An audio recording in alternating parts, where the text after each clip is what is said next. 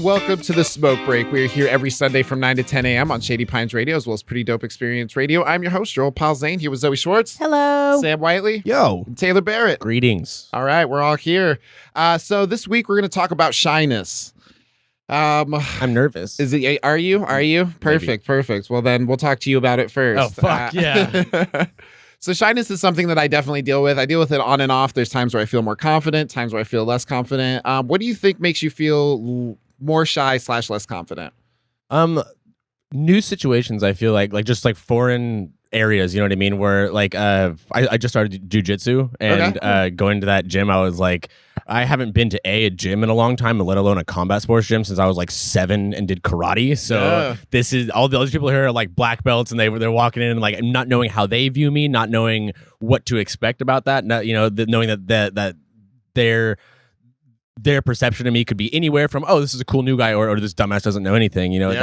That just you should try comedy. I have. It fucking burns, bro. That was intense. Cop jokes and burns. That was awesome. Just the new situations definitely like make you feel more anxious. Yeah, especially just the less you know about a situation, whether that's the area, the people there, or the perception of what new people look like in that area, or definitely can enhance the shyness and nervousness. I feel like, for sure. Cool. What about you, Sam?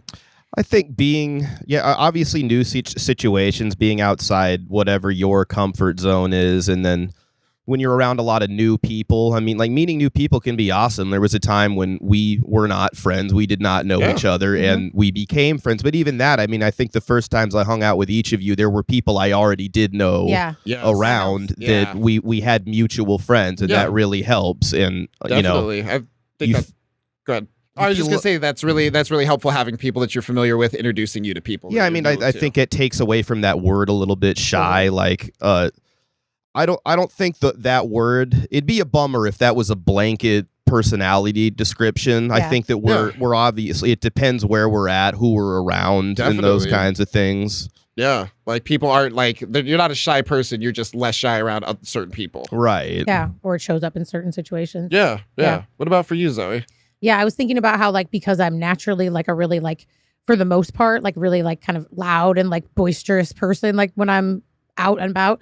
Sometimes like when I'm not, which because I go through like phases where I'll get quiet. Like if you spend time with me, like at my house, or, like we travel together or something, you see me out of like when I'm on, Yeah. And then people are like, what's wrong? And I'm like, nothing, I'm just not on right now. Like I got to recharge sometimes. It doesn't happen to me as much as it used to, but when I was younger, I think I was a lot more hyper. And, I think I remember people like, and then it made me feel bad. Like I'm like, people like were like, they didn't see shyness or as like reservedness as a part of my personality, but it is.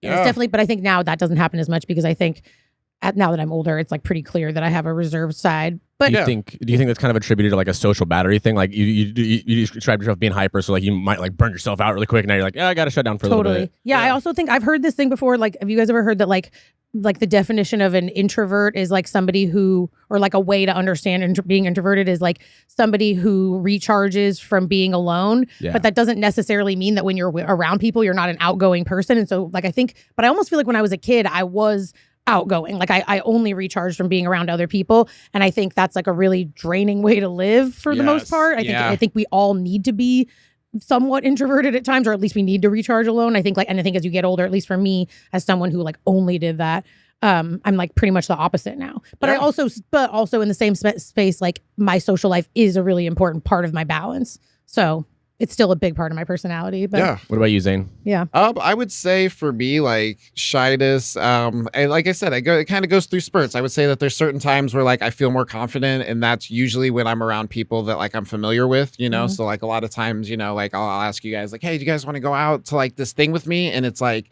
because if I go by myself, then I'm going to be more reserved. But I feel like when I'm around people who I'm familiar with, it allows me to be more myself, Yeah, we were just talking about that when we were like thanking each other the other day. We were like, thanks for going to Mike's with me. It helps me go to like more in one night or whatever, just like having a buddy, even if we don't hang out the whole time. Yeah, exactly. Yeah. And just having that familiarity with like somebody that you can bounce back with. You don't have to hang out the entire time, but just having that availability to be like, hey, I'm going to go check back in with this person, like. It's motivating too sometimes when you feel shy. Yeah.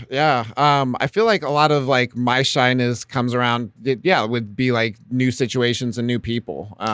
It's funny because like meeting both of you the way I did, which was primarily through comedy and knowing comics that were also friends with you. I wouldn't describe either one of you as a shy person. I would very friendly, outgoing people, but a lot of that is like through the circumstances I'm around you, and that's not a full descriptor of who you are all the time. And it's the same with me. Yeah, I was gonna say.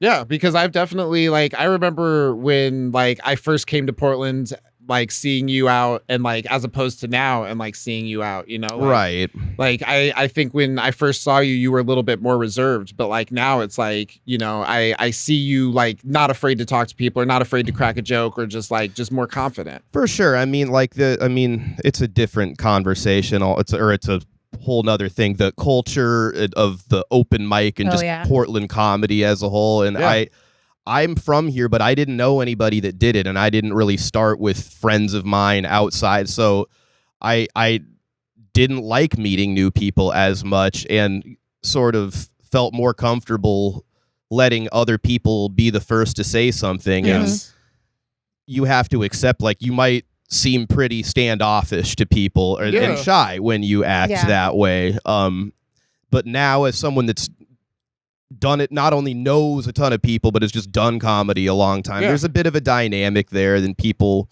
who are newer want to say something to you first. And and I like what you had said about that. Go ahead, Zoe. Are you sure? Yeah. Okay, I was just gonna say, I think I now that you're saying that, I feel like I've gotten better at just being like, "Hi, I'm Zoe," because of comedy. Because it's like for a long time I didn't at the beginning, and then I was just around all these people that I knew, but I like had never introduced myself to, and it just got awkward after a while. Yeah. And so I've started just being like, "Hi, I'm Zoe." Like, and now I do it in all parts of my social. Like if someone brings someone with them and they don't introduce them, I'll just be like, "Hi, I'm Zoe." Yeah. So it's like helped me get over that. It's been really weird. Like I go to a lot of comedy shows with Zane and shit, and like even having done it a very small amount of times, just in Burns, like it's weird being around people that are so willing to be social. You know, like I'm definitely like kind of taking a lot of mental notes, just kind of like observing. You know, not trying to be too like intrusive to people's experience, and it's strange and honestly like very relieving being around people that want to interact. You know, like there's a time where one comedian I saw like walk into a group and like knew everybody but me and said hi to everybody, and then turned to me just naturally and was just out loud said, "I don't know you." And I was like, I saw that happening, and I'm like, we kind of chatted for a second, and it was a very like relieving experience just to like have that. It didn't feel very forced, but it did feel kind of like sudden, like I don't know you. I'm now I do kind of know you, and that was a very unique experience for feeling like a little bit of an outsider in that situation. Well, and it can become kind of a rare experience to meet a new person when you do comedy and you're at a lot of open mics for 2-3 years. You feel like I know everybody that does this. Like it's a sizable community, but it's like relative to a lot of things, it's not that big. I mean, like I've compared it a lot to going where there's definitely a lot of the same social dynamics. It's like being in high school as an adult. It's like a couple hundred people. Yeah. I'm very close with some of them. Some of them I just know their name and interact with. Some I don't care for as much, but and there's different age dynamics and things like that make certain people kind of shy and others sort of more outgoing. Well, something I like that you said earlier was just kind of like, you know, being like the first person to like kind of say hi, you know, like, because that was something that like I was coming from a perspective of just like, you know, I don't want to intrude, kind of how you were saying, like, I don't want to intrude on people's things. I'll let them come say hi to me first, you know? And it's like, there is that, you know, that where you can come across as standoffish, but like that's not my intent. My intent is to make you feel comfortable by you coming to me first, but it's like you can't be perceived as being shy or being standoffish because you're not the first one to say hi. Yeah. Well, and me and Zane have talked about that too. Like, I think like being male identified, like sometimes when you get more aware of like women's experiences, then I think like often men sometimes will get like, I've noticed men will get like, oh, I don't want to approach women because I don't want to like, you know, we just always talk about how we feel uncomfortable all the time. So I think that's another thing too, is like how you're constantly being approached by men. So I'm like, I won't approach you, but it's like now I seem standoffish. Like I won't talk to you. Like I can't. It can be as simple as just like the energy that if you're nervous or whatever, then don't approach people because that makes them uncomfortable. And it's amazing to see. I'm not going to criticize any one person, but we both know lots of people that do that. And, very true. And I would love to tell them like just back off a little bit. We were just talking about that earlier. Make people feel uneasy. Yeah. Yeah, I think there is some overcompensating occasionally. Like I haven't seen it probably as much as you guys have described it, but I've definitely seen some times where I'm like, I can tell that there's no like sinister intent here, but the overcompensation is like just creating this strange dynamic of like you have. That's to a talk, good you know? word for it. Yeah, for sure. yeah. And I think you're right. And there's people like that in life always, but I think there's more people like that in comedy because often we are kind of like awkward, and that's part of what makes us funny. And then some people are still awkward, but they like perform being social, and then it's weird. Or like, well, how do you deal with being like shy or awkward or anything like that? How do you deal with that and being a performer? Because that's, for me, that's something really difficult. Because it's like when I stumble, I get really uncomfortable, and I'm just like, oh God, I'm fumbling. But now I'm fumbling in front of everybody. Yeah. I think that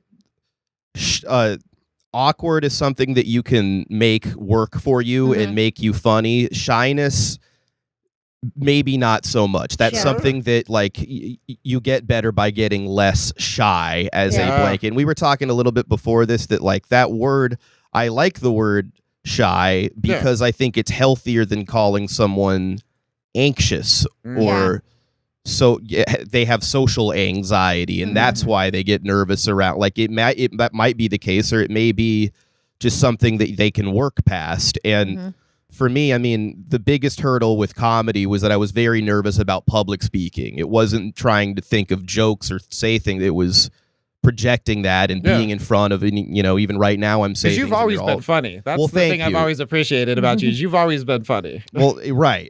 But you remember the early days. It was a bad presence up there. And so getting past that, I think, is just like I'm less shy on stage now than I used to be, and I think it's a full benefit, you know. Definitely. I was thinking though too, but I also feel like part of what's funny about you is that I mean, you're, I guess like I don't know if you call it deadpan or whatever, but like but I feel like there is like a little like you said, like you are using a little bit of awkwardness to your benefit, and it makes your jokes way funnier, like the way you deliver them.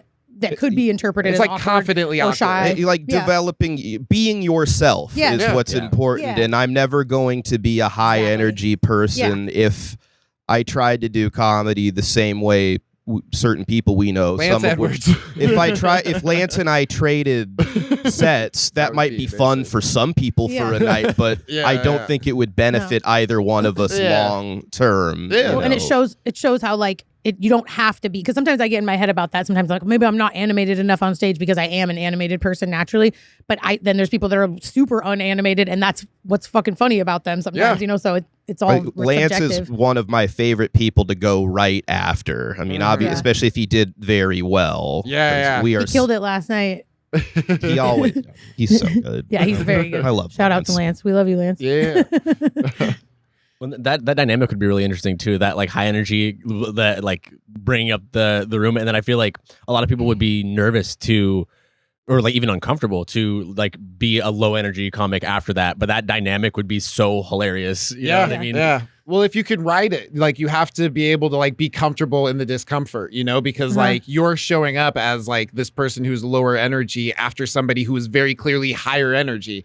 And if you don't like encompass that and just accept that that's what it is, then you're, you know, almost fighting. You have to be comfortable with it. Like there would have been a time, you know, where I was getting better, but that wouldn't have worked. Like Lance doing his thing and me coming right after, it would have kind of buried me. Whereas if I went before him, it might have gone better, and then he'll go up and do great. Yeah, sure. And now it's a little bit different. Yeah. I like what you said about it being like part of like that's who you are, so you're not going to be someone different, because I think it's like it's like your authentic voice becomes as funny as it can become in its own way, because the authentic part is a huge part of what makes us funny. So if you steered away from, you're like, I'm going to be this super loud, like use my hands a lot guy, it wouldn't be your authentic voice. No, it's just not who I am. Yeah. I like that. That's why it's fucking funny. But I feel like I'm getting the confidence to say whatever I want, even if it's kind of mean to somebody in the moment or a little extreme or dark or whatever. Yeah, no, it's working. That's what I'm saying. But I like that. It's like, because it's authentic. That's why it doesn't matter if it's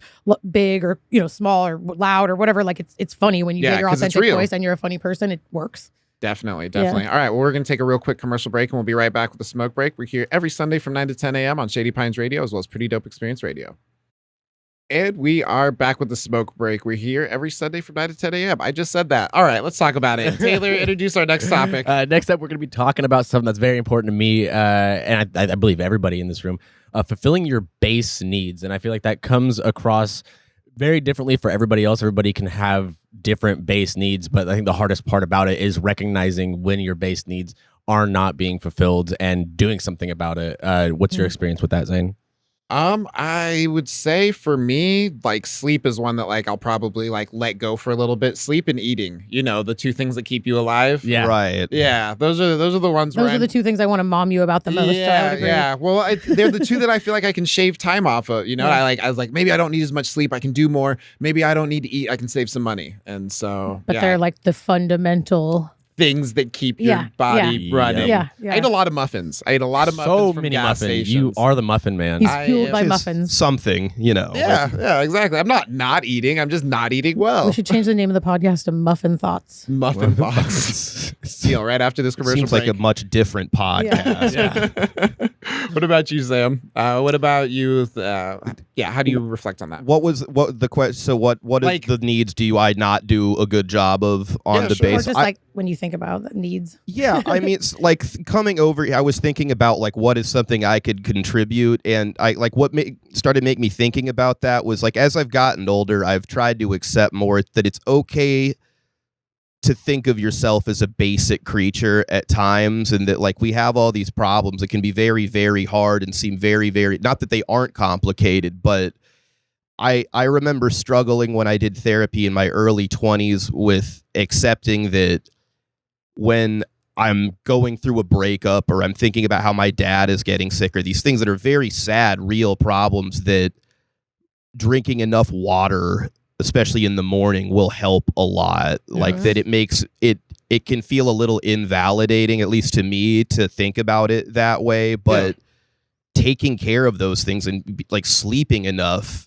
And that's the other thing I was going to say, that for me, like sleeping is the first domino. If I don't get enough sleep, then I wake up at noon and then I have to get to work by 1 and I don't eat anything before work or really accomplish anything before work. And then Same. it's time lost when I could have gotten enough sleep and been up earlier and been more productive. And Yeah.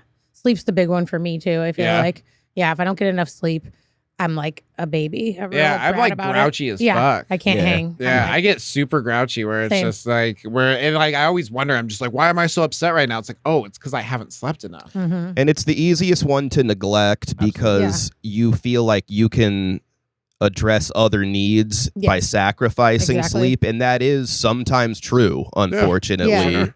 But And then it can be a detriment. it's not always the best compromise. Yeah, like it's one of the easier compromises to make when you're busy, but it's also the one that like catches up with you quick. Well, and everybody's different too, though, right? Like some people need like 5. I've met people that are just like, I just sleep like 5 hours a night, and I'm like, I can't. There's do like that. 1% of the population that can do that. They're called like the sleepless elite or some shit, and they can wake up after 5 hours and be just fine. Like a lot of like CEOs and business owners and shit They're like the people that are like weirdly high achieving. Yeah, because they have that many more hours in the day and they Yeah. need that much less time. You think And they'll I die think on the young? flip side, there's also like comics that have been doing it 10 years Yeah. that just can party a lot. We know people like that seem to not need to sleep very often to recover, so to speak. Yeah. I can't fucking party anymore. Me neither. I did that for a couple years and now I'm just like, no, my brain needs so much more than it used to. You know what I mean? Like, and a big issue for sleep with me is that like when I'm sacrificing sleep, I'm usually also doing other things. Like it's really if I'm drunk, it's really easy for me to justify not going to sleep on time. Because I only need like 5 hours, and then I wake up a little bit hungover and with not enough sleep, and I'm like, that fucking was a horrible idea, and now I have to deal with the day. And I'm usually waking up late, like Sam described, not eating or doing anything like accomplishing before that, and now you're just rushing through everything, hungover with no sleep, hungry, and It's the worst. And it all cycles back on itself. I don't know what that feels like. I had 3 string cheeses and a yogurt in the car on the way over. Yogurt's underrated. Sure. Yogurt's so underrated. Self-care. Fixes your gut. Yeah. No, but that's the kind of thing though. Like when I because I didn't sleep that much last night, and I'm whatever a little bit hungover, but I was like I could have just been like I'm just gonna drink this coffee and whatever, but instead I could like grab fast food or something on the way over. But yeah, Definitely. like little, so it's like harm reduction in that way where I was like I'm gonna eat 3 string cheeses and a yogurt, and now I don't feel like I'm dying. Yeah. And then Taylor shared his coffee with me, and that was delicious. Now This you're thing alive. is so strong, dude. I'm feeling it. Absolutely kicking. Shout out to iced coffee. Yeah, no, I've been Forgot on how the much hot I coffee liked it. kick for most of my life, and this summer has been a lot of iced coffee, and I'm I fuck into with it. it. fuck with it heavy. Well, something you had said earlier, Zoe, was something like to the extent of like Oh yeah. yeah, what was that? I think I remember what you were gonna say. Yeah. Yeah, I was thinking about how like those things that we're talking about are often, like we were saying, like if you don't deal with like sleep, food, all the basic needs, it's really hard to like manage your mental health. And especially if you're going through a crisis, and often those are the things that slip away the quickest. Like but then when you feel good, often those things come naturally, right? Like you'll go to bed when you're tired, you'll eat when you're hungry, but when you're stressed out or anxious or depressed, those things like shut down and you start to feel like, and then it just exacerbates all of it. So it's really tricky because those are the things that often go the quickest, but then are the hardest to rebuild, but also seem the simplest. So you're like, why the fuck can't I do this? Yeah, you're like beating yourself up for fucking up. Yeah. I get stuck in that a lot where I'm like, why is this so hard? I know it would make such a difference. Yeah. Sam, how do you relate to that? Yeah, I mean, I think that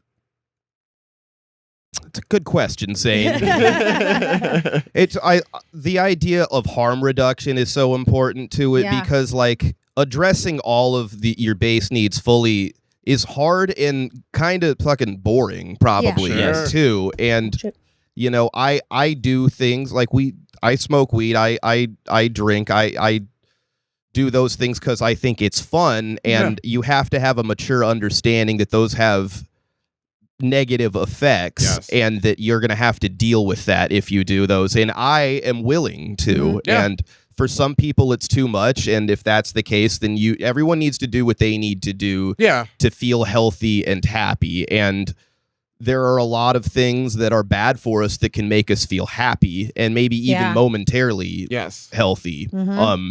Like alcohol is not all-encompassing a good thing, but it's fun. It's not all-encompassing a bad thing either. It's fun, and I think we've all, whether it was correct or not, in a moment just like blown off steam with alcohol, used it medicinally. And as long as you understand that isn't real, that you can still get enjoyment from those things. It's like about balance and like acknowledging the potential for like if you're using it for the same thing every single night, like I would play video games for like every single night, and then I'd have a couple beers with that, and then those couple beers turned into like maybe more beers, yada yada yada, and like noticing that you're using that to like cope, I think is really important. Or if you're only using that to cope. Exactly, you're not using that to blow off any steam. You're only using that alone at night to fucking get drunk and play video games and ignore your responsibilities. Like that, and then you need to address it, and it past just acknowledging it in your own mind, and that's what addressing your base needs means sometimes.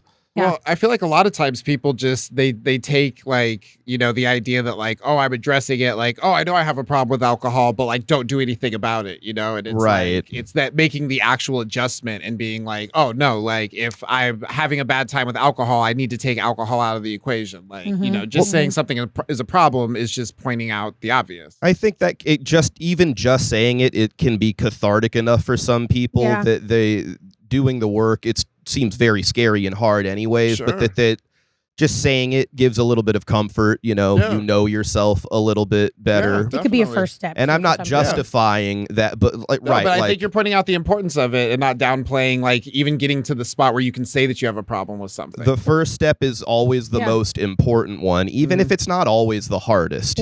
For some people, the admittance is tougher than others. Yeah, definitely. And other people will admit it and then never do anything about it. Sure. Right? Or just, joke about it and make light of it and things like that. Well, and we were talking about earlier about how like some people can like go harder with that kind of stuff and still like show up and perform. Like I think that like I had a friend that I lived with when I was younger, and she like was just really fun, and she still is when she drinks. But like we would talk about it, and I'm like, it kind of sucks because you're such a fun drunk. But like she's like, I know I drink too much, and I'm like, yeah, but you like I've never had a roommate that was as drunk as you as often that didn't annoy me. Like if anything, I come home and I'm like, yay, you're fun, like you're fun. And I was like, those people are the people that I think that have a harder time dealing with the substance stuff, because it's like they hold it together. They don't get shamed maybe for it. They don't feel as embarrassed. They get celebrated for it, and we know people like that too. Say, like they're funnier when Sounds they're like drunk. I should drink more if I'm a fun drunk. Sometimes I'm funnier when I'm drunk too, but then also sometimes I'm like dumb when I like there's a tipping point. When I think that the interaction with the substances that you're, even if it's not necessarily substances, like that, it was really difficult for me to monitor my drinking a couple years ago, because I like with my roommate, we would get a 12-pack instead of 2 6-packs because that's a little bit cheaper. And then if I didn't keep up with him, and he drank very fast, very often, if I didn't keep up with him, then I was only getting maybe 4 beers out of the equation, or maybe 5 if I was lucky. I'm sorry, Taylor. That was not you. It was not you. But like, and that ramped up how much and how fast I drank. And then I once I wasn't around them as much or drinking with them or buying 12-packs with them, I had to realize how much that actually turned into like a regular habit. Even if I wasn't drinking with them, I was still drinking that same amount. Well, you're like a puppy that like has to eat really fast so that way it gets fed. Exactly. And you're using, the money that you're losing as a justification, which is like you're just taking yourself down the wrong path when you step back. You realize like maybe I can just buy my own 6-pack and it's probably worth it to spend the extra $2.99 to guarantee that they all go to me to keep what belongs to you and also like be drinking at a comfortable rate for you. And to my credit, like when I did that, I only started drinking maybe like 3 a night, and then I would have 3 for the next night. So that harm reduction. Yeah, and you feel satisfied and probably better the next day, and all threw these up a lot things. less. Sure. Well, no, and this is making me think about how like I do get in my head a lot about how I'm like, why can't I strike the perfect balance between all the things that I know I should be doing that make me feel better? And I think I like the idea of thinking about of like those things through a harm reduction lens too, because if you I always tell my clients this, like if the thing that you're doing to try to make yourself feel better isn't working or you're not doing it, then it just becomes another thing that you're failing at. And like the last thing I want to do is give a client something to do. So I'm like, if that doesn't work, let me know it didn't work, and then we'll strategize other stuff, like we'll problem solve. But you got to find the things. That's a really good point. Yeah, so I think that's really important because it often just becomes another thing where like, well, now I'm fucking suck at this too. And I'm not drinking enough water. Yeah, exactly. Yeah. Definitely. That can be a very defeating part of the process. If the one idea that you have for correcting the problem isn't working out for you, then you just kind of feel like a failure. That's definitely something that I've fell victim to plenty, and just like with my own self talk, Yeah. Harm reduction makes me think of like gray areas, which I think we don't have enough of in our culture, and I think if we did, like people would feel less shame. I think some people can embrace a gray area more than others, and I like to think, at least, I mean, we all have friends that are stubborn and hot take type people, but I like to think that I interact and vibe better with people that can understand gray areas and accept them and give people that room. It feels and better. it depends on the topic. Obviously, there are some things that we should black be and white. hard fast on. Yes. But I like things that harm other people. I don't like talking about those things. Those are unpleasant things to me, typically. And ideally, if you have good friends, you shouldn't be around people that you feel that way about. Sure. Yeah, exactly. Yeah, but I like just the scope of just kind of like harm reduction and the idea that like if you are doing at least a little bit better at these things, then like you're not completely, like neglecting them. Like I don't need to be drinking 8 gallons of water, but if I drank 1 gallon of water, I would be doing better than if I drank 0 fucking water. Or just one more glass than you did the day before. Exactly. That day where you felt super dehydrated and you were dizzy and you didn't know why, and then you drank a glass of water and you're like, oh, that fixed a lot of issues. And then it's harm reduction, but it's also something you can build on just by starting with doing that. The journey, and it'll make it easier to do a little bit more when right now doing all the things you're supposed to seems like way more than you're doing. Yeah, definitely. It reminds me of like the idea is like it's not the destination, it's the journey. Like if we feel like we have to get to an end point, then it's like we're never giving ourselves credit for our wins or our progress. Progress. So I think it gives you more space to be like, okay, I'm just working on this, and maybe I'll always be working on it. That's a really big concept in jiu-jitsu. They were like talking, and I was like, I recognize this conversation. Well, it's something I've really learned that I've realized is really important for me to feel like I can handle myself in my life. Is like there isn't like an end point. It's just you always are trying to grow and change and learn, and as long as you keep that mindset and curiosity about why you are the way you are, then I think you're good to go. Yeah, definitely. All right. Well, we're going to take a real quick commercial break, and we'll be right back with the smoke break. We're here every Sunday from 9 to 10 a.m. on Shady Pines Radio, as well as Pretty Dope Experience Radio. And we are back with the smoke break. All right. So this week's musical guest is Martial Law. So step to the stage. Thank you so much for joining us. Thank you for having me. My name is Martial Law. Got a couple songs I want to do for you guys today.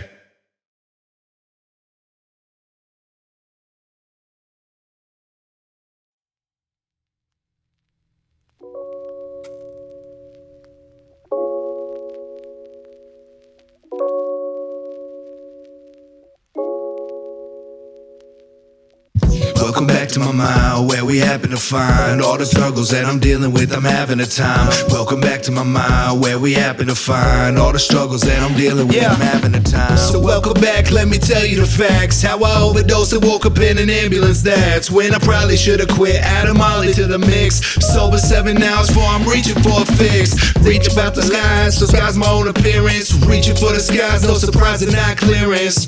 Heart beating to the kick drum. I've been done with the bullshit I've been on. I went numb, pain no feeling from the income. Wouldn't run, nothing better I could get done. Struggles I survived with the pad of the pen. This is the story of my life, let me welcome you in. Welcome back to my mind, where we happen to find all the struggles that I'm dealing with. I'm having a time. Welcome back to my mind, where we happen to find all the struggles that I'm dealing with. I'm having a time. Welcome back to my mind, where we happen to find. Shout out to Dan Thomas and Smoke Break for having me on here tonight. Welcome back to my mind, where we happen to find all the struggles that I'm dealing with. I'm having a time. My anxiety's been kicking. Lose sleep like tradition. Can't even smoke to make peace. Look into the mirror, ain't the man I used to see. I got enemies who play friends. Ross and Rachel, lose another day then. Well shit, it's April. Paper to the pen, flip the stories I'm told. When I old, wanna sit back in a house made to go. Tell some stories to my next of kin. The best of jig, cup runneth over, well I guess that's it. Struggles I survived with the pad of the pen. This was the story of my life, now welcome you in. Welcome back to my mind, where we happen to find all the struggles that I'm dealing with. I'm having a time. Welcome back to my mind, where we happen to find all the struggles that I'm dealing with. I'm having a time. Welcome back. And that song means so much to me. First time I've actually done that song in a long time, so I saved it for coming out here. So thank you guys. So this next song, I believe we got Change coming up next. I told Angel, Lil Ange, that I'd do this when I came on here today. We dropped a video for this. It's live everywhere. Oh, we want to do that? Let's do Dying. Let's do Dying. This next song's called Dying, and we're going to hit this one off real quick. This is one of my most vulnerable songs of all time, so. I've been looking for some things in my life that never gonna change.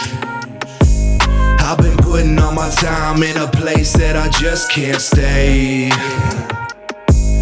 All I want is the truth, but everybody just keep lying. Feel the pain in my heart, stress got me feeling like I'm dying.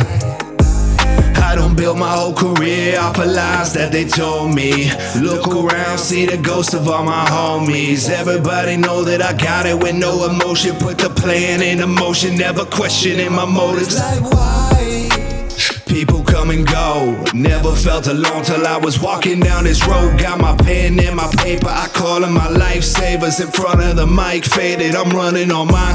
I become so cold, I'm overreactive, pain dug so low. Don't know how to act when you approach me. Oh please, this ain't the old me. Please don't act like you know me, lest you play for the home team. I'm sorry. I've been looking for some things in my life that never gonna change. I've been putting all my time in a place that I just can't stay. All I want is the truth, but everybody just keep lying. Feel the pain in my heart, stress got me feeling like I'm dying.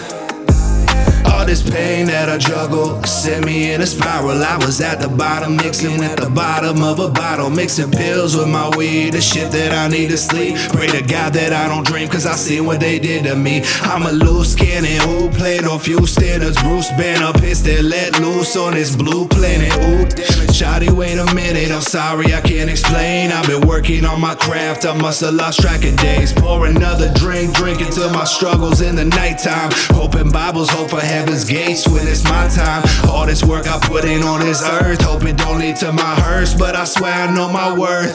I've been looking for some things in my life that never gonna change.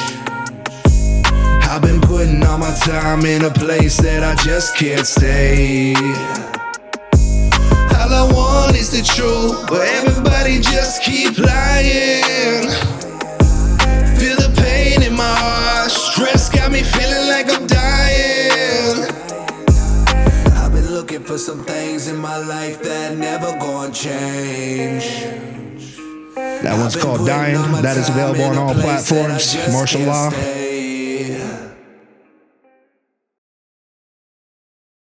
Now this next one is called Changed. Now we're here.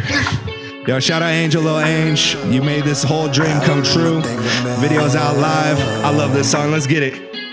I remember thinking back how life has changed. Came a long way, growing up, dealt with pain. People come and go, only thing that remains are memories we hold, even those grow to fade. Time goes quick, need a new watch. Do it, never do not. Keep your circle small, vultures lurking for what you got. Never trust a man beside the man inside the mirror, cause people quick to turn it back with dollars near. I don't know about no struggles or no trenches. I've been busy putting work in. Sleepless in the studio until this shit was perfect. Parties that I missed on, try to have a hit song. Mama, man, I swear to God it's worth it in the long haul.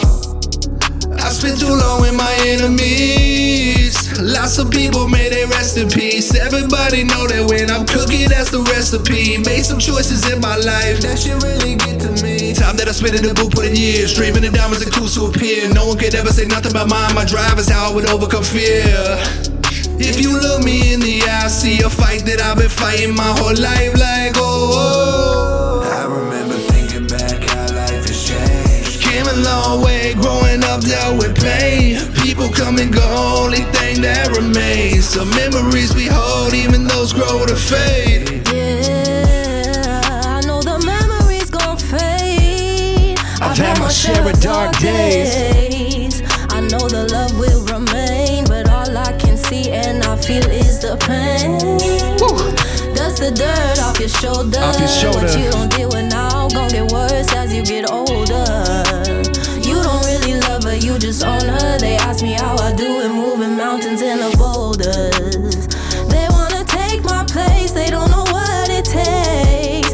Never showed the tears, never slowed my pace. They never show me love, They just smile in my face. You think you know me just cause you know my name.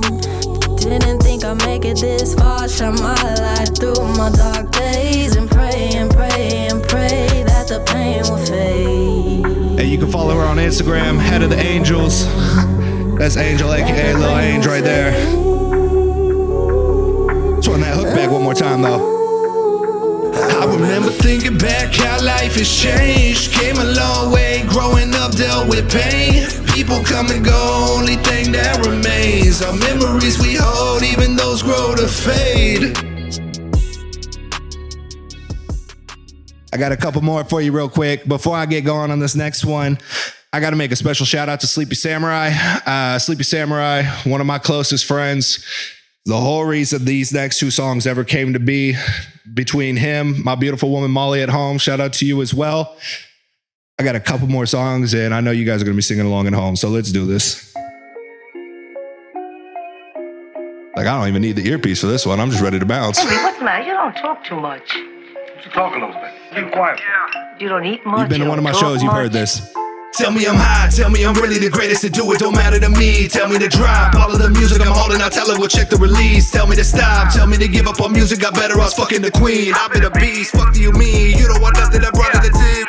Whole city getting shitty with me, really different, living in a better place. Evident, I was ever sin, mama bird, such a level's face. Level change after several days, I got no sleep, stay wide awake. Shut out no see, show me brighter days. The sleepy came, let the fire blaze. Hop in the boom, murdering tracks as I do, only if I'm in the mood, now I'm in the mood. Y'all better move, me and my crew coming through. We running, you running, we gunning opponents. We done will be up on the news. Components composing compulsive emotion, we really got nothing to lose. Tell me I'm hot, tell me I'm really the greatest to do it, don't matter to me. Tell me to drop all of the music I'm holding, I tell her go check the release. Tell me to stop, tell me to give up on music, got better odds fucking the queen. I've been a beast, fuck do you mean? You don't want nothing, I brought to the tip. My mind state went to irate, smoking heavy just to numb the pain. Sick of the headaches you caused me, mix up the Tylenol with some Novocaine. In my older days, why go insane? Chemical damage affecting my brain, difficult battles I never should play. Verses I wrote now I never will say. How this keep happening, all these pills that I'm popping can manage it. Try to abandon it, lie that I handled it. I lied to myself, it's just cannabis, that's what I said. Off of my meds, the doctor calling shit, I plead the fifth. Oxycontin in my fingertips, I just flow the beat, increase the heat of it. Tell me I'm hot, tell me I'm really the greatest to do it, don't matter to me. Tell me to drop all of the music I'm holding, I tell her go check the get released. Tell me to stop, tell me to give up on music, got better odds fucking the queen. I've been a beast, fuck do you mean? You don't want nothing I brought in the team. Did Tommy ever tell you about my painting? No. And you know Sleepy Samurai had to keep these samples in there. Beautiful. I like this one. One dog goes one way and the other dog goes the other way. Well, that's going east and the other one is going west. So what? Let's go ahead and let's spin it over to that next one real quick. Yeah, look how beautiful the dog. It looks the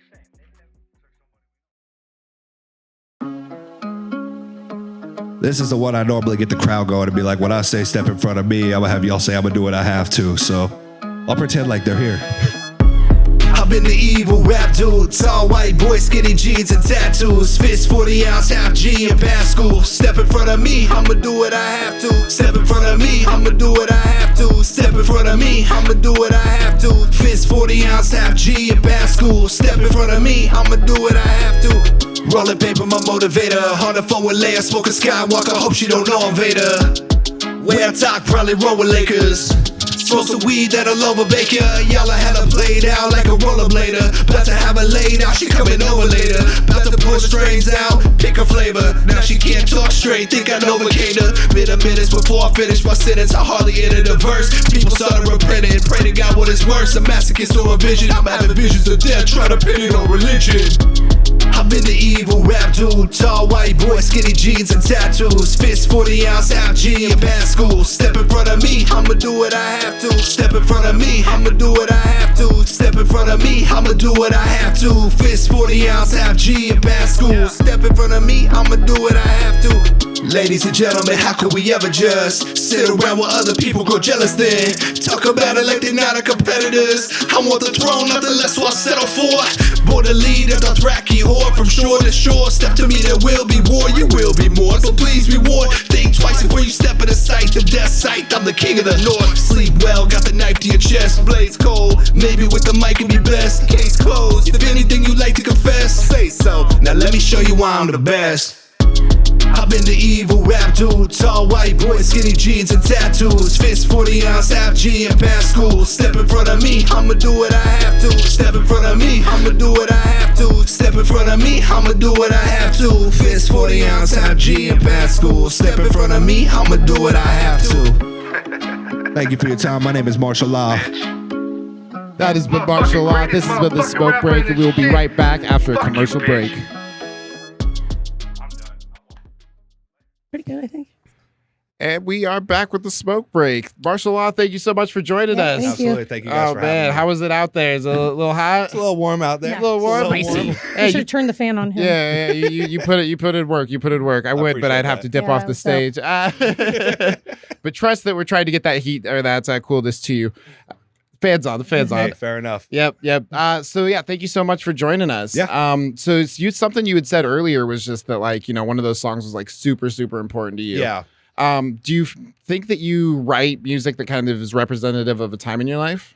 Realistically, yeah. So a lot of the music that I make, I'm not somebody who could just go home, throw a beat on, and start writing. Like I really have to be in a mental place. Like that song, Welcome Back, I was going through probably one of the hardest times in my life. Same thing with dying. And I couldn't find a way to get those emotions out. Mhm. And I remember just sitting there, and that song Dying came across, especially, I was sitting there and everything that I had going on, at the end of the day, man, my feelings are a representation of the music that I put out. And that's why everything is so personal to me. Everything sounds different, but I definitely use my music to kind of escape my head, so to speak. No, definitely. I can definitely relate. I was actually going through trying to create a new set for this Portland's Funniest Person competition coming up. And I'm just like, do I want to do old jokes so that way I can try and advance? Or do I want to do new stuff that's kind of representative of the time and the stuff that I've been going through?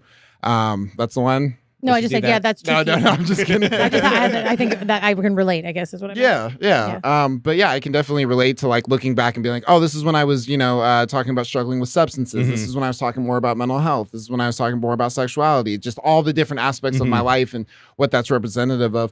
Do you feel like you kind of have periods like that as well, Zoe, where you look back? Yeah, definitely. I was thinking about, we've talked about it before, about I've been writing a lot of jokes about dating and sex just because I've been single and went through a rough breakup, and that just felt like the easy shit to talk about, Sure. But also it was just the shit that was funny to me too, because I think the stuff that's hard is often the stuff that's funny. And like before, when I was in a relationship, I was like telling jokes about how like I was annoyed with living with my boyfriend and how I wanted to like run away and join a pack of coyotes. Yep, which I think is pretty sweet. Please come back to that joke. Sounds awesome. Yeah, definitely. And sometimes it's hard, like you were saying, like sometimes your really good jokes are ones from different times in your life, and they're funny, but like they'll stop being as funny if it doesn't feel as real. So that's a hard thing. Do you feel like the jokes get harder for you to tell, or like harder for you to like sell and like land on if they're not still like super relevant to your experience? Yeah, totally. Like I had a joke that I used to open with all the time, and I was just like, every time it's not hitting lately, and I was like, you know what? I think it's because I'm just sick of it. Like, like it doesn't feel authentic anymore because I've said it so many times. It feels like just like this thing I say. I could definitely say that I relate to that, just in the sense of like there's songs that I have that like were very representative of like when I was struggling with alcohol. Now that I'm not struggling with alcohol, they hold that place of like a reminder of like this is where I was at. Exactly. Yeah. Like there's so many things that I go back and I listen to, and people are like, well, this sounds so much different than there. But that's where I was at that point in my life. Exactly. That's like I get done with a show, and like I did Skits Craven, I did a song with Soul Luna right after, and that's because I was so gassed up, I was so hyped. I made this song. Doesn't sound like anything else I've done, but I totally get that, going back and seeing all that stuff and seeing the different times in your life. Definitely. Well, that's a good point too, because you're like influenced by the other creative people around you too, and that your art can represent that, like what creative space you're in based on the other people that you're around too. Definitely. What you got inspired by. Yeah, exactly. Your inspiration can totally change the flavor of your art for sure. Definitely. Taylor, do you feel like there's any like art that you feel like you consumed during a certain period of your life that like maybe... Definitely. There was like when I was a younger teenager, when I was very new to understanding like what depression and like anxiety was, there was a lot of music that was new to me at the time, but now it's kind of become like cringy, I guess. But like it was like when I was 13, I was super into Nirvana and shit like that. And now obviously they're not cringy. I don't think that Nirvana is cringy. I think that some of the community around pushing the Kurt Cobain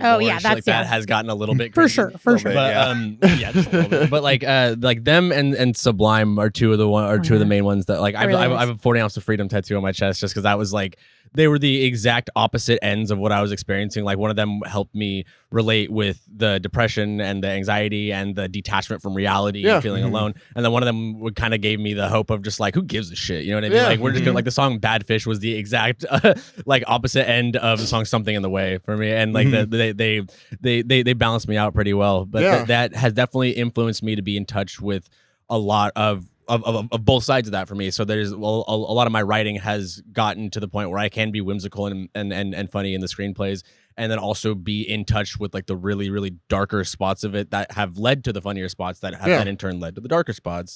Definitely. It opens a door for a lot of creative freedom for sure. Definitely. That's honestly the beautiful thing about art in all forms. And I envy everybody in here that can do comedy, because that's what I wanted to do so bad when I was a kid. Watching Robin Williams growing up, I was like, I want to do that. And I got on stage at an open mic one time, never again went back. But kind of like what you were saying too, like for me, it was, this is probably with everything going on in the world, but Kanye West 808 and Heartbreaks. I went through a really, really nasty breakup. I was dating the girl for 7 years, and things ended really, really roughly.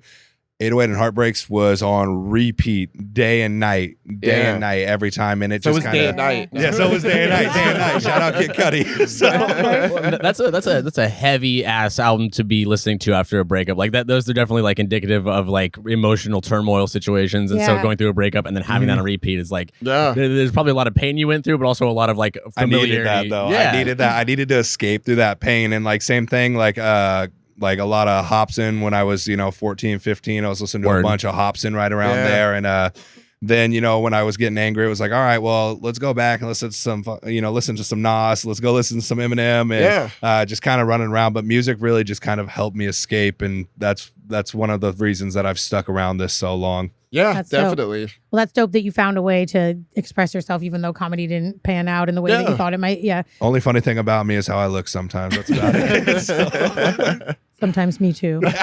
No, but I can really relate to that too. Like sometimes like a song or something, and then it's like forever that song will always make you feel that feeling. You know how smells are like that too. Sometimes I feel like music and smells are usually, it's like I don't know what the memory is, but it feels really nostalgic. Yeah. But music often there's like a specific song, like a specific thing you went through, and it always is going to make you kind of feel in that space again. And I think that's what's super dope about music is it really like brings you to this like visceral place of Absolutely. feeling what you were feeling back then, and like, yeah, it's cool. Well, I feel like it could take you to a certain time. Like there was this song that like I really liked that was I would listen to with one of my best friends who passed away, and like after they passed away, it was like my way of reconnecting with them. Yeah. You know, like every time that song came on, you know, I'd be like, I can't skip it. Like this is our song. Yeah. And so yeah, like music definitely has a way of like transporting you back to some of those things. So like which song for you do you feel like is representative of like a time that you'd want to talk about? We're talking like my own music, The or music, are we... some of the music that you just played for us. So Dying is one of the closest songs to me, and the reason I have a hard time performing that song sometimes, I get super choked up when I do that song. And it's just, you know, the first couple lines, just like I built my whole career off of lies that they told me, look around, see the ghosts of all my homies. And like that first 2 bars right there is just because there's been so many people in my life that have come in or come and gone, and it's certain people that I felt like they were just looking for an opportunity to use something out of me or out of one of my friends. And especially, you know, I love the Portland community out here and how positive and loving and everything, especially in the hip hop local community. Yeah. But there have been a lot of people that, you know, they're here because they're trying to get an opportunity off of you. Yes. And sometimes you think they're your friends and it hurts to find out they're not. So that song really holds a lot of weight to me. Yeah. Definitely. I like the sentiment that you made about like wanting to do stand-up comedy because you saw Robin Williams do that. And I think that earlier Sam Whiteley was talking about like finding what like how to be true to yourself on stage. And like it's sick that you found rap to do that. You know, I think a lot of people see comedians that they like and they're like, I want to do that, even though it's not necessarily true to themselves. Like it took me a while to be like, I don't necessarily want to be this extremely high energy, you know, like on stage type person. And I ended up finding people like Hannibal Buress, and I was like, this is, I love this shit. I love Hannibal Buress. He's just taking like one super basic concept and just ripping it apart with this like really strange observational humor. And like that low energy shit was always resonated with me since I found shit like that. I've seen him 3 times. He's fucking dope. I love him. I gotta go see him. Yeah. I gotta go see him. I seen him at like I think I seen him at the Aladdin Theater twice before he got bigger, and then I seen him at one of the bigger ones. That's sick. Yeah. I found him on the Eric Andre show first because I was really into the Eric Andre show. That guy's stand-up is fucking funny too. He's such a fucking spaz. They're on the exact opposite end of the spectrum. That's why that show works. That guy's energy makes me fucking laugh, dude. I should watch that later. He almost got beat up on the movie he made, like because it was all like public pranks and shit like that. And like, there's a couple times where he went to like some like down south places and they did not vibe with it. Funny, dude.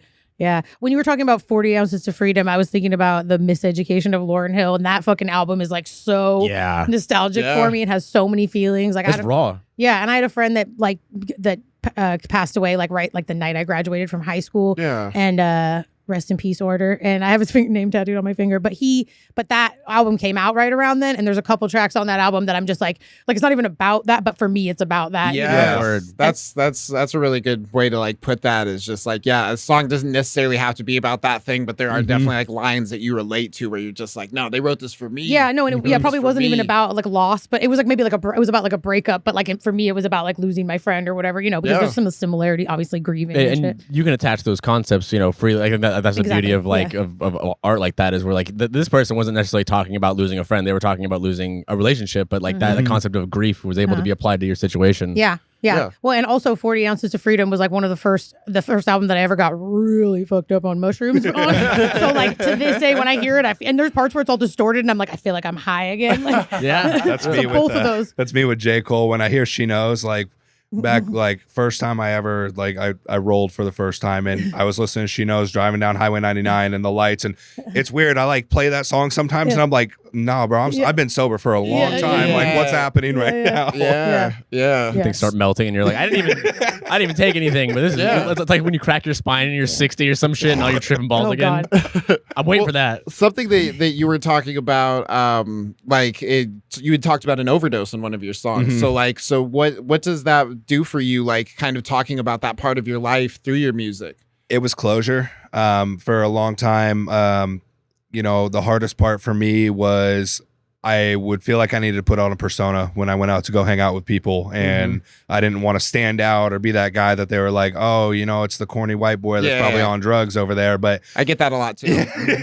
For me, you know, it was like putting that on a song and putting it out there. I hated that song when I released it. And Sleepy Samurai, shout out Sleepy one more time, he was the one that convinced me to just drop that and put that on the album. And I'm glad he did, because I've gone back and listened to it so many times now, and it's just like, I don't know how I would have felt if I wouldn't have released this, because I will listen to it when I'm having a bad day. Yeah. And it helps me get through the day. Definitely. And I think that's cool that like you've created art that like you can consume on some of your, like, because I've definitely done that with like old songs where I've gone back and I'm like, fuck, I made this. This is crazy. This is crazy. This is a little thing that I did. Lil Zane he had a dream and he made this song, and it's like, it's really cool to like, you know, and even see your growth. Like something that somebody I had seen talk about it, they were just saying like, hey, just release stuff, because that is representative of that time. Like, no, it's not perfect, but you weren't perfect at that time. Yeah, you don't just become perfect at something. There's a journey. Yeah. Yeah, definitely. Well, and there's a skill in like releasing music, like the willingness to like just put stuff out. You know what I mean? Like you can get better at that. You can get better at marketing yourself. You can get better at knowing what's marketable, even, you know. And so like the willingness to just put stuff out gives you that ability to like reflect. That makes me think about when I'm trying to decide if a joke should like make it to a show set or if it's just going to remain in my open mic set because it's fun, but it's not. Yeah. Like, you know, like, I'm like, when do I graduate them? Yeah. Definitely. So is there anything that, like any songs that you have that you're just like, yo, this one's coming with me for a while? Like you're going to be rocking it, or you wait for new music? Evil. That song, Evil. And that's, really, it's the way that the crowd gets going. It shows with that one. Yes. I mean, you were there at the give back, and you know, Figure Eight's great things that he does over at the Waypost, and the crowd getting involved. Like for me, who's always my own biggest critic by a landslide. I feel like we all are in a sense, but seeing that crowd respond is like, okay, I did something right. Like that's cool. People like that, and so that song goes with me everywhere. Yeah, that's awesome. Yeah, I definitely need to get more songs where I'm like, I feel like I'm getting that you know, the give back from the audience, where you're like, you're giving them something and they're giving it back. Like that's such a great feeling. And yeah, it's hard to replicate. Like not every song is going to be that. No, but not every song needs to be that. You know? That's a good point too. It's a really good way to think about it versus just being like, oh, well, people didn't like this one or that one. You know, like I was saying, kind of, we were talking earlier, it's, you know, when I make music, I don't care if anybody else in this room likes it, anybody else watching likes it. Yeah. I know I like it. Yeah. And that's all that matters to me at the end of the day. Yeah. Exactly. I feel like audience can feel that self-respect too. You know, like if they feel you vibing with it, then that increases the chance of them just be like, it's almost like the green light for them to vibe with it too. You know what I mean? It's like that authenticity we were talking about. Like even if it's not particular to them, like you being authentic is going to read as like more entertaining than you being something you're not, you know? Like, yeah, absolutely. Yeah, definitely. I think that's a really good point to bring up, is that like, yeah, when you are your most authentic self, people like fucking gravitate towards that. Like, even if it's not something like, I am not the biggest fan of Eric Andre, but the fact that he is that authentic and that he is that himself and people vibe with that, I respect the shit out of that. 100%. So, all right, well, awesome. Well, that has been the Smoke Break. Marshall, thank you so much for joining us. Thank you guys for having me. Yeah, absolutely. Thank you guys so much. Thank you. Yeah, I've been your host, your old pal Zane. Here with Zoe Shorts. Bye. Marshall Law. And Taylor Barrett. Peace out. Listen to Limp Bizkit. Shout out Limp Bizkit. I try to do as much as I can.